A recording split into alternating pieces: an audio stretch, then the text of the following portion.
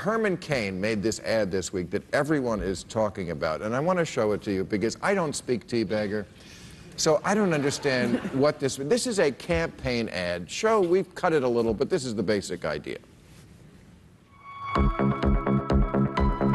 Mark Block here. Since January, I've had the privilege of being the Chief of Staff to Herman Cain. I really believe that Herman Cain will put United back in the United States of America.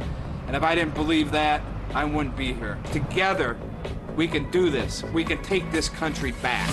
I am America. One voice, united we stand. I am America. One vote to unite. That is some creepy shit. I love that smile at the end. I love the way he's black and then he remembers he's rich.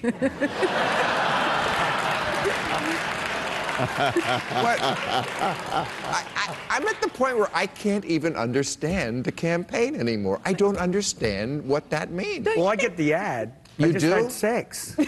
It's what? They just had sex. Oh, they just...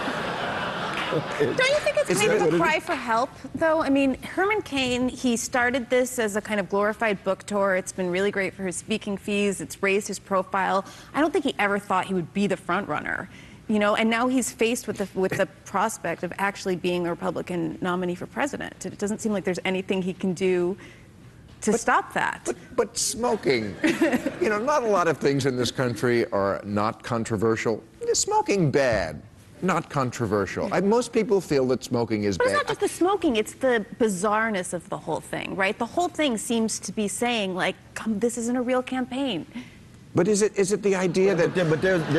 But there's a fascinating truth about that, because when you look at the mediocrity, the mean-spiritedness, and the mendacity of the Republican candidates, they should be laughing at themselves. It is a kind of reality show, as it were. But it's comic, but it's also very sad. Well, you know, they announced this week there's going to be something like 14 more Republican debates. And I feel like I've seen... And yet, have you watched the debates? They're doing very well in the ratings. Somebody's making big money because the reality show is still going on. And it is like a reality it is a kind... The Kardashians should run.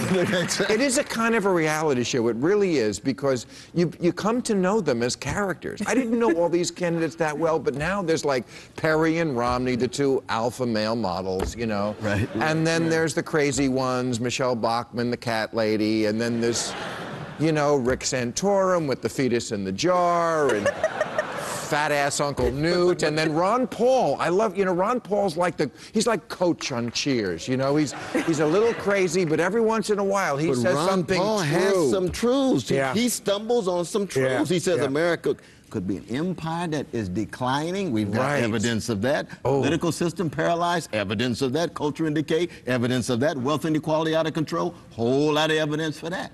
So on the one hand, it's a reality show, but it's also very sad. He said that a couple of times, and you see them freeze up in that audience of Republican teabaggers when he says, America's an empire, and they're like, what the fuck are you? Ron Paul, who do you think? America is an empire, am I right? I mean, you've covered it. Well, they don't mind it when he says it in a good way. What? I'm from your far-flung colony, they're happy to think should not. of America as an empire in a good way. Yeah, you're right. They probably like that we've conquered the world because we're exceptional.